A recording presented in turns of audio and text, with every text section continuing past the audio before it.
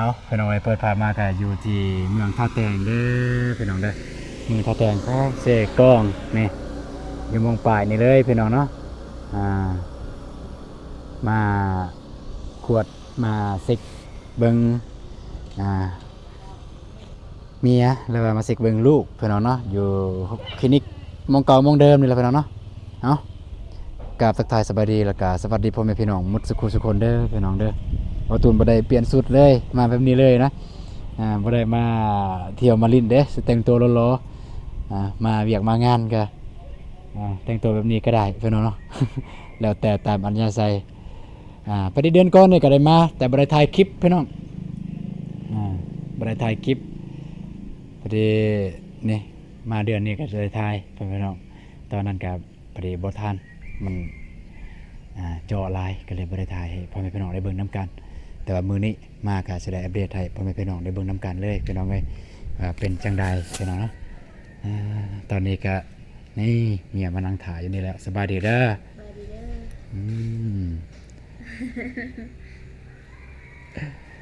ลุกขึ้นเบิ่งโอ้ทองใหญ่แล้วเด้อ นี่ก็ต้องไปหาเอื่อยเพิ่นอยู่ไหนครับคือเก่าพี่น้องอยู่คลินิกอันนี้คือเก่าเด้อพี่น้องเด้อผู้ใดเคยมาน่าจะฮู้ดีอยู่คลินิกอันนี้คลินิกดอลลอเวไลพรพี่น้องเพิ่นปุ่น เพิ่นมาแล้วเราถ่าเพิ่นก่อนจากข่าวหนึงเพิ่นกำลังเดินกำลังย่างมาเด้มาแล้วสบายดีเด้อเด้อเจอกันอีกแล้วเนาะ เหนื่อยเลยนี่ด้วยเย็นสบายเข้ามาในนี่พี่น้องเอ้ยคักแล้วแบบนี้สำหรับอันคลินิกเพิ่นก็จะมี2เตียงเด้อพี่น้องเด้อผู้ใดที่จะมาใส่บริการก็สะดวกสบายทางนั้นจะเป็นห้องกวดห้องเซ็กพยาธิทุกพยาธินั่นแหละโดยเฉพาะแมนอีโกแมนอยู่เบื้องนั้น ถ้าแบบว่าทรงสโลมทรงน้ำในแมนเตียงนี้อันนี้แมนห้องน้ำแม่นบ่เอ่ยห้องน้ำบ่โอ้คิดว่าห้องน้ำ ได้นี่ประมาณนี้แหละพี่น้องเนาะสำหรับมาคลินิกในครั้งนี้พอดี มาเซ็กเบิ้งแล้วก็อีโก้เบิ้งขึ้นว่ามันลูกผู้หญิงบ่หรือลูกผู้ชายบ่หลายคนผู้นั้นผู้นี้ว่าลูกผู้ชายผู้นั้นว่าลูกผู้หญิงบัดนี้ก็อยากฮู้ว่าลูกผู้หญิงหรือลูกผู้ชาย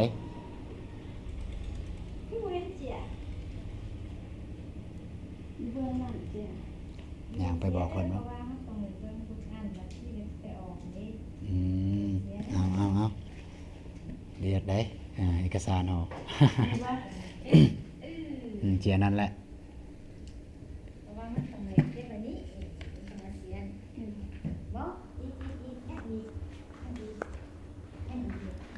เมื่อวานน้องบองบ่ได้เก็บไว้เจียแต่เพิ่นให้ โอ้มีเห็นแล้วอยู่พุ่นว่ะ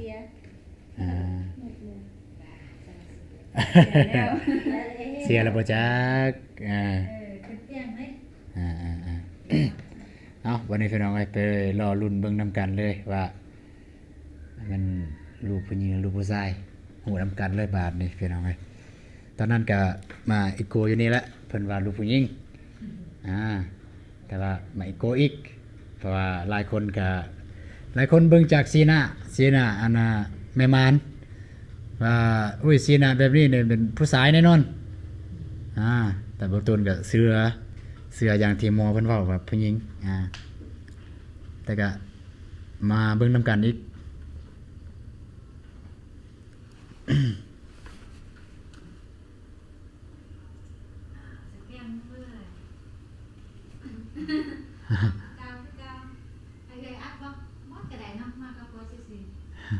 อัดก็ได้เราสิอายคนอยู่นอก อ่านอนสะแข้งนอนสะแข้งอ่าฮะอัดเลย ได้เยอะเอาพี่น้องไอ้ตอนนี้ก็อยู่ในเพิ่นเด้อเดี๋ยวหน้าจอหน้าจออยู่ในเดี๋ยวประตูสิไปถ่ายแต่หน้าจอเอาอ่านี่หน้าจอพี่น้องเอ้ยจ้ะเดี๋ยวประตูก็สิถ่ายแต่หน้าจอนี่เด้อสิบ่เข้าไปถ่ายอยู่ในแต่ว่าปล่อยเป็นไปตามหน้าที่ของแพทย์ของหมอเพิ่นเป็นจัดการเลยโพนนี่จับตาเบิ่งเลยพี่น้องเอ้ยนี่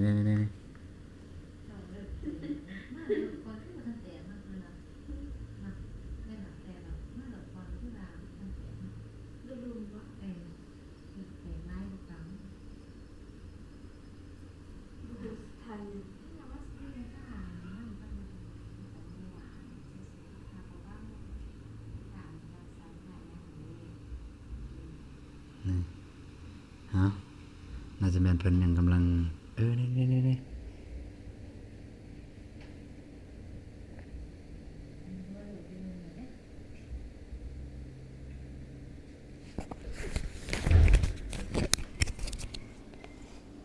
เอาให้ท่านหมอได้เว้ายังก็เว้าได้เด้อ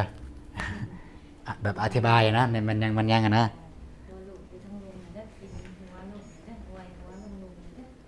โอ้ลูกหัวลงหลุมแล้วบ่โอ้นี่พี่น้องเอ้ยแม่นหัวลงหลุมแล้วทางหมอท่านหมอเพิ่นว่าอ๋ออันนี้เป็นใบหน้าบ่ท้อง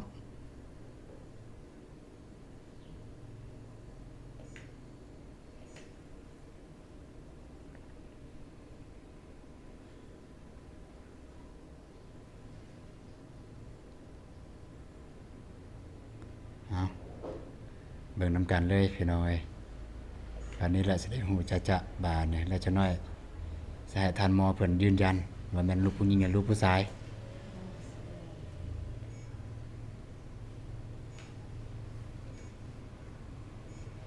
นี่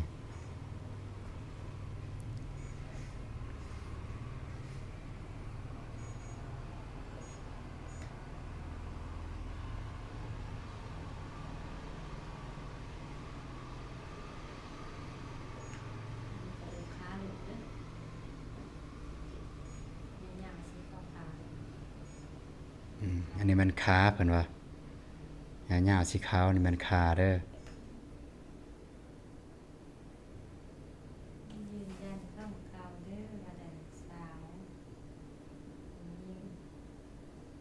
ลูกผู้หญิงบ่โอ้โดยครั้งก่อนเนี่ยท่านหมอบอกว่าผู้หญิง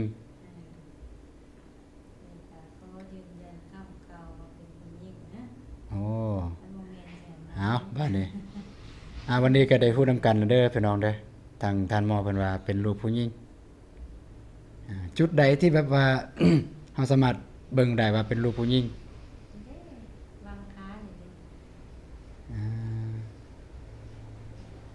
อ่าเนาะฝั่งนี้พี่น้องเนาะนี่มันอยากเหลื่อมนะนี่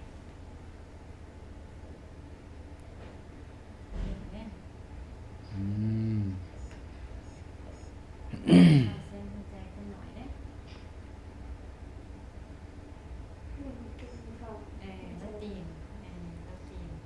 มันติงเพิ่นว่า ประมาณนี้พี่น้องเนาะให้ทำบัดนี้ก็ให้ข้อสงสัยแล้วเด้อผู้ใดที่ท่วงว่าเป็นลูกผู้ชายเปลี่ยนคำคิดเด้อบัดนี้เด้อ เปลี่ยนความคิดได้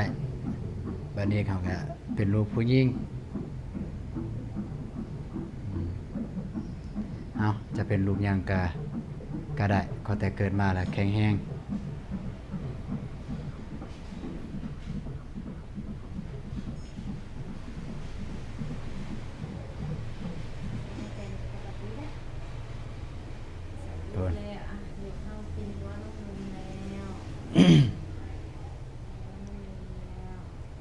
ลูกเป็นหัวลงลุมแล้วเพิ่นว่า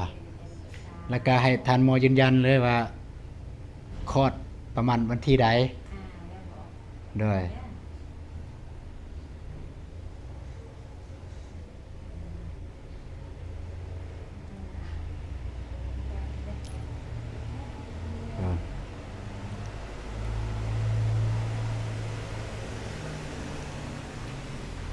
ประมาณนี้พี่น้องเนาะแม่มันเป็นยังบ่บ่เมื่อยบ่ไข้บ่เจ็บบ่ไอบ่หยังบ่สบายดีบ่แม่สบายดีบ่ยังบ่เจ็บบ่เสียวบ่มีน้ำค้าบ่ไข้บ่หยังบ่ดีนะเมื่อยซื่อๆเมื่อยน้ำหยังเฮ็ดเวียกบ่เมื่อยเฮ็ดเวียกอะไรเด้อไข้เสียวเด้อทางท่านหมอกำลังแนะนำเมียอยู่ว่าใบเฮ็ดเวียกใบเฮ็ดเวียกเพราะว่าลูกไก่สิคลอดแล้วก็บ่เฮ็ดเวียกเฮ็ดงานหนักหลายท่านก็แนะนำอันนี้เพิ่นสแกนหยังอีกเนาะนี่เนาะสิแม่นสแกนเอารูปพี่น้องพอได้ที่เป็นแพทย์เป็นหมอก็น่าจะเบิ่งแล้วเข้าใจเลยแต่ว่าเฮาบ่แม่นเป็นแพทย์เป็นหมอเบิ่งยังงงๆอยู่ถ้าทางหมอเพิ่นบอกว่าอันนี้มันอันนี้เด้อ เอาจึงสิเข้าใจพี่น้องมั้ยประมาณนั้นพี่น้องโอ้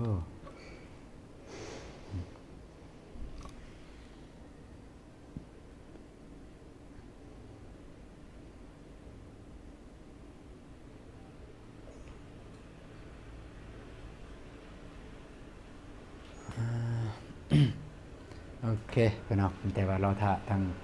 แพทย์ทางหมอเพิ่นกวดเพิ่นยังเรียบร้อยก่อนพี่น้องเอ้ยแล้วจึงมาว่ากันพี่น้องเนาะตอนมาน่ะฝนตกมาบาทเดียวน่ะปิดไปเลยเด้มาแล้วฝนตกพี่น้องเนาะฝนตกแล้วก็หลบฝนอยู่หั่นแล้วก็จึงได้เดินทางมาพี่ตอนนี้ก็แดดออกอีกฝนฟ้าอากาศจักแนวใดพี่น้องเอ้ยฝนฟ้าอากาศช่วงนี้นี่ปั่นป่วนถ้าเทียบใส่สุขภาพร่างกายคนเฮาก็เจ็บท้องแม่นเลยฮักเจ็บท้องไข้อ้ายตอนนี้ก็ทางแพทย์ทางหมอกำลังกวดเบิ่งซิกเกินพี่น้องเนาะว่าจะคลอดเดือนใดวันที่ใดพี่น้องเนาะเดี๋ยวจะมาฮู้นำกันเลยพี่น้องจังหน่อยแต่ว่าช่วงระยะเวลานี้ก็นั่งคุยนั่งเว้าก่อนพี่น้อง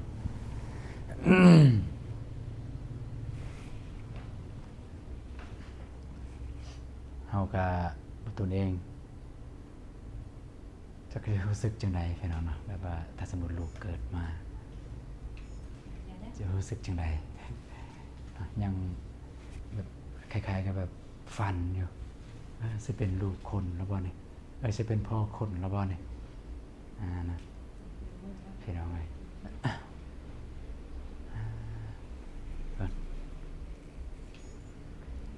แพทย์หมอกำลัง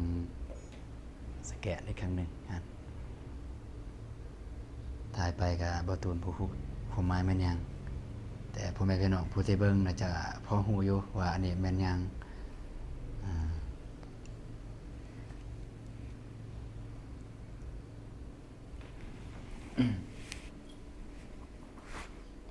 จะมี2เตียงของเพิ่นแต่ว่าคลินิกเพิ่นก็บ่มีพนักงานแน่เพิ่นประจำผู้เดียวเลยผู้เดียวเลยบ่อยู่นี่ก็มีพยาบาลเนาะอ๋อบ่ตูนเอิ้นพนักงานแต่ภาษาทางการเอิ้นว่าพยาบาลพยาบาลเพราะว่าปกติเฮามาก็เห็นแต่เอื้อยเพิ่นอยู่นี่บ่ค่อยได้เห็นพยาบาลเพิ่นกำลังเฮ็ดเวียกเฮ็ดงานอยู่เด้อพี่น้องเด้อนี่แพทย์ทางหมอเพิ่น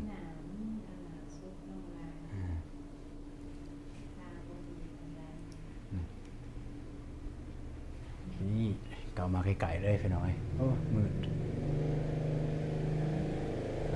ทางนี้นี่ มันจะบ่มืดนี่อันนี้มันเบิ่งอีหยังเอ่ยเนี่ย อยากเบิ่งหน้าบ่เห็น จะเบิ่งหน้าบ่ เออ โอ้ตายแล้วบ่เห็นหน้า พักผ่อนแน่เมื่อยแล้วนอนง่ายเดินละเมื่อยอ่ะเสร็จเถอะ อ่าพี่น้องเนี่ยประมาณนี้เด้อเรียบร้อยเนาะบัดนี้เนาะอืมตันหมอ สาวเด้อ ลูกสาวเนาะ คันโมเมนต์จะเซ็น แต่ว่าหมอว่าบ่เห็นหน้าเมื่อกี้นี่โอ้ตกใจแล้วเนี่ย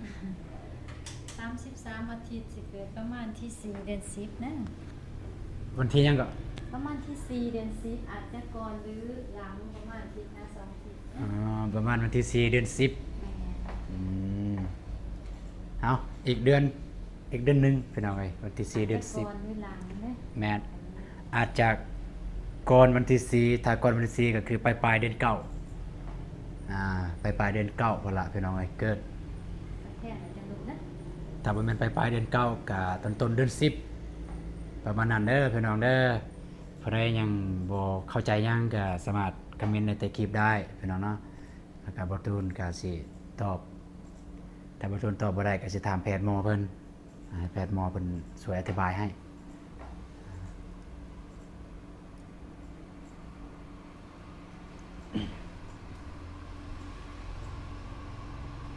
ประมาณนี้พี่น้องเนาะพุ่นตาพุ่นก็นอนแล้วน่ะนอนคิดแล้วว่าโอ้บ่เห็นหน้าเพิ่นว่า โอ้ยกำลังคว่ำไปทางพุ่นเด้ก็บ่เห็นหน้า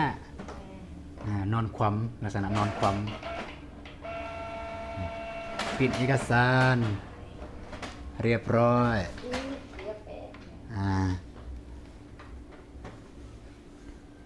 ก็ต้องหน้าเศร้าเลยได้ไหม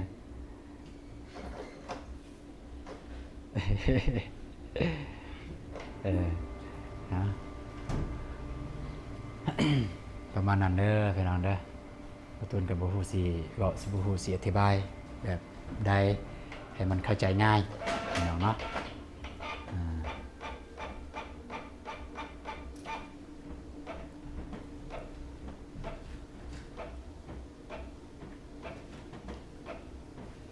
เรียบร้อยบาทนี้เรียบร้อย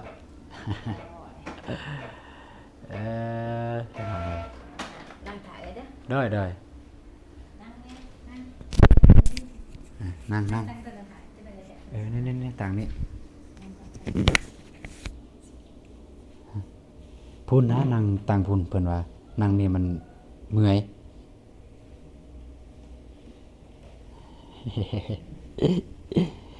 เอา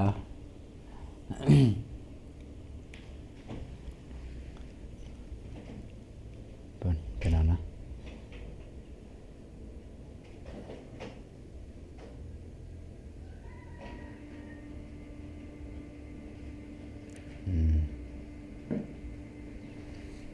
คลินิกเพิ่นก็กว้างประมาณอยู่5เมตรเด้อพี่น้องเด้อกว้าง5เมตรยาวก็ประมาณมองได้บ่10เมตร10เมตรนั่นแหละความยาวตะกี้เนี่ยจะเป็นเฮือนเนี่ยทางหลังจะเป็นเฮือนแต่ว่าเพิ่นต่อเติมคลินิกเพิ่นจ้ะ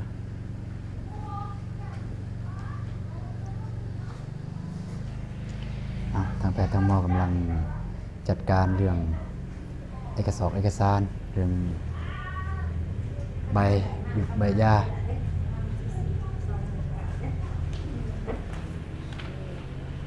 เป็นไม้ใส่เป็นทาหัวหน่อยเด้อแล้วก็ไหลประมาณ2โล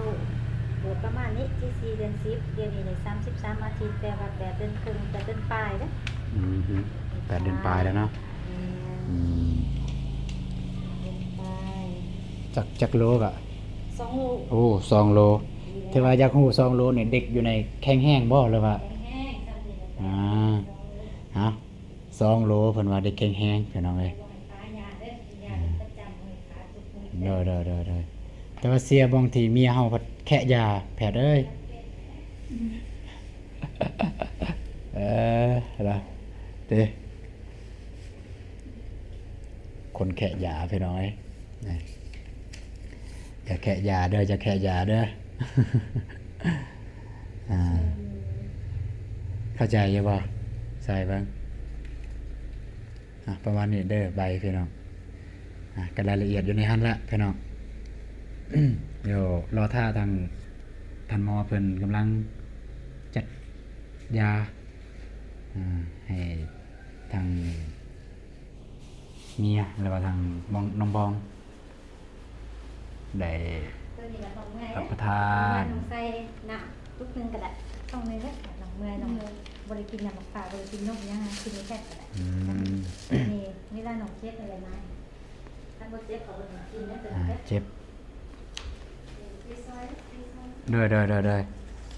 ไม่แต่ว่าให้ท่านหมอเว้าในคลิปนี้เลยแล้วก็จะได้ฟังคืนในคลิป ไหมกลัวจะถึงอาจจะเจ็บมีการเจ็บเนาะเจ็บแบบน้องเป็นโยกโค้งนักไปกินยังไงนะไปกินนะ1 เม็ด2เป็นแรง เลย มีตัวเม็ดน้อยๆนี่น้องกิน1 เม็ดแรงนะเม็ดน้อยๆตัวเม็ดใหญ่ๆนี่เป็น1 เม็ดเสาเลยวงมนเฉยเด้อ1 เสาเด้อตัวนี้1 แรงตัวนี้1 แรงนะ เลย โอเคคือเก่าคือเคยกินเดี๋ยวอย่าสั้นเลยเก่งเลยเอาวันนี้มันจังบ่เสียเขาต้องแม่นเด้อบ่แม่นบ่อื่นเนี่ยมันมีสองมันเด้ที่เขาไปดูมันสิเสียอันนี้โอเคอันนี้ไปนี่เรียบร้อยอ่า เท่าไร เรียบร้อยบานเลย เรียบร้อย ไล่เงินเด้อเด้อ เราจะ คือเก่าบ่มีอยู่บ่ ตัดขาตัดแขนบอกกินน้ำเด้อกินน้ำขาวเด้อเดี๋ยวเสียเด้อ เด้อ เพื่อนซื้อติ ด้วยก็ส่วนหลายก็อยู่เฮือน กาแฟสวนเป็นบ่อยากให้ไปนะเพราะว่าจังว่าเฮาสิบ่เฮ็ดเวียกกับยาแต่ว่าเฮาอยากมันมีเกิดว่าสารเคมีอิหยังนะที่เฮาได้สูดดมนะบ่อยากให้ไป อันนี้แหละไปสวน บางคนเราไปซื่อๆบ่ได้เฮ็ดไปเฮาก็บ่อยากให้ไปนะเพราะว่าเดือนวันเฮา ได้ ยากหลายอย่าง แม่น อันนี้ เราเห็นดอกมันอยู่ในอากาศ แม่น ดูเข้าไป ก็เอาไปดูดได้หันเด้อันนี้แหละไปสวน บ่อยากให้ไปดอกบางคนเราไปอยู่แต่ว่าบ่ได้เฮ็ดก็บ่อยากให้ไปเราจะให้อยู่บนสะอาดบนอากาศมัน เท่าไร ตั้งหาก 350,000 อยากกินครบเป็นเดือนเด้อ บ้านนี้ก็จ่ายเงินจ่ายค่ามาเทียเรียบร้อยพี่น้องเนาะแล้วก็กวดเมียมาเทียเรียบร้อยโอ้ขึ้นหน้าเสียดหน้าเสาแท้ เดี๋ยวก็จะจ่ายเอาให้ใหม่มื้อที่สาม เมียว่าจะได้ลูกชายบ่บ่แต่ว่าตามเบิ่งนี่เมียว่าเมียนี่นั่นจะคิดเรื่องท่านหมอว่าบ่เห็นหน้าให้ท่านหมอลองอธิบายเบิ่งให้เราบ่คิดหลายบัดนี้ บ่ไม่น่าเป็นไรล่ะมันค้ามันบ่ได้มันบ่ได้เดี๋ยวมันก็บ่ได้ ต้องไปเห็นหน้าอยู่แล้วเนาะธรรมศาสตร์ของมันเลย อย่าคิดหลาย เดือนหนึง2 เดือน บ่มีเราคนสิบ่มีหน้าบ่มีหัว ไปหนูไว้นั่นน่ะแล้วก่อน ไปเด้อ ใจเด้อ ขอบใจได้หลายเอ้ย เหนื่อยได้ไม่มาก เด้อ เศร้าหมอ ไปเดินทางไปหน่อยเฮาก็มารบกวนทางเอ้ยเพิ่นก็หลายเวลาเติบแล้วได้เนี่ย นั่นแหละหลายเวลา หลายนาทีแล้วเอาบัดนี้สิได้เดินทางสิได้เดินทางเมื่อเพื่อนเมื่อซานไปหน่อยพอดีมาหาทางเอื้อยเพิ่นทางแพทย์ทางหมอเพิ่นก็มากวดเบิ่งประตูเองก็เพราะว่าเขาอยากรู้ว่าเกิดเดือนใดแล้วก็อยากรู้ว่าลูกเป็นลูกผู้หญิงลูกผู้ชายเพราะว่ากวดช่วงนั้นก็ยังมีคนมาทวงอยู่เป็นลูกผู้หญิงเด้อว่าซั่นวันนี้ก็ยืนยันแล้วเด้อเป็นลูกผู้หญิงแล้วก็เกิดนี่แม่นตามที่ท่านหมอเพิ่นกวดนี่แม่นเดือน10วันที่4หรือที่5เพิ่นว่าหรือก่อนหน้านั้นคันก่อนก็อาจจะต้นคันก่อนก็จะปลายเดือน9ถ่ายเดือนหรือบ่ก็ต้นเดือน10ประมาณนั้นแหละเด้อพี่น้องเด้อเดี๋ยวเป็นจังไดก็สิอัปเดตอาการหรืออัปเดตนี่แหละเกี่ยวกับลูกหรือว่าทางน้องบ้องให้พ่อแม่พี่น้องได้เบิ่งไปเรื่อยๆพี่น้องเนาะจนคลอดพุ่นละจะได้ถ่ายให้พ่อแม่พี่น้องได้เบิ่งนํกันวันนี้ก็จะได้เดินทางเมื่อยบ่ เมื่อไร ฮะ เมื่อไร เมื่อยบ่ เมื่อย